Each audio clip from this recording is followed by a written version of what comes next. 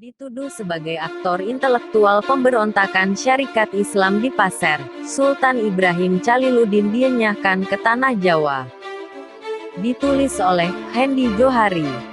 Jika Anda berkunjung ke komplek makam Pangeran Hidayatullah, pahlawan nasional asal Banjarmasin, di Cianjur, akan nampak sebuah makam besar berlapiskan marmer putih di sisi kiri makam sang pangeran.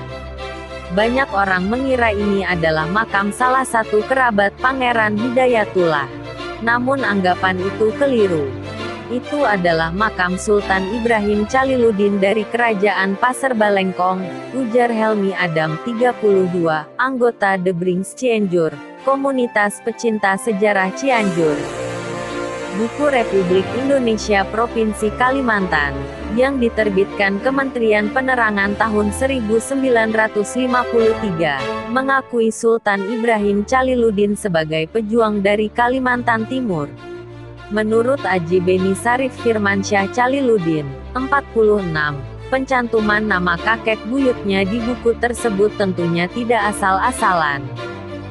Buku ini pastinya dibuat berdasarkan kajian ahli-ahli sejarah dan para saksi sejarah yang pada waktu itu masih hidup, ujar Aji Beni kepada Historia.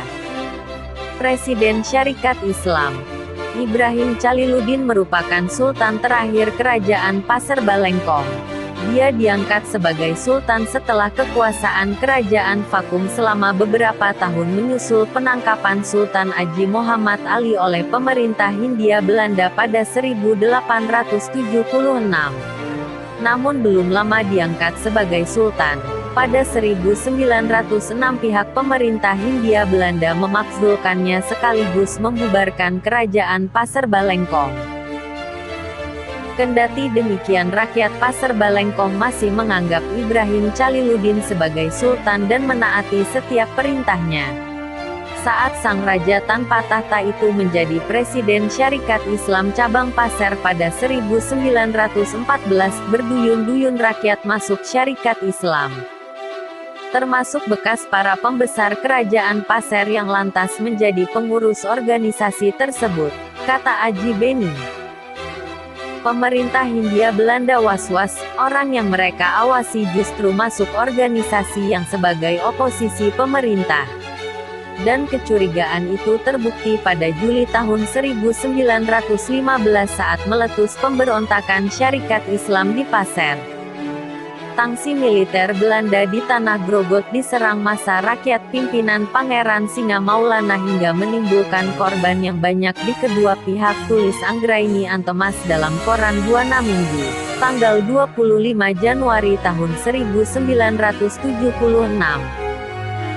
Konflik bersenjata itu ternyata bukan insiden sesaat. Diperlukan waktu 1,5 tahun bagi pemerintah untuk memadamkannya. Setelah perlawanan kian surut, pada Februari tahun 1916 pemerintah menangkap Ibrahim Caliluddin dan para pengurus SI Pasir. Kakek buyut saya, setelah disergap secara mendadak di rumahnya, hanya diberi waktu beberapa menit untuk bersiap-siap pergi oleh tentara Belanda, ujar Aji Beni. Selanjutnya, Ibrahim dan keluarganya dibuang ke Banjarmasin selama 3 tahun. Mereka lalu dipindahkan ke Teluk Betung, Lampung. Pada 1928, beserta istri dan putranya, Ibrahim kembali dibuang ke Batavia lalu ke Cianjur, tempat dia menghembuskan nafas terakhirnya 2 tahun kemudian.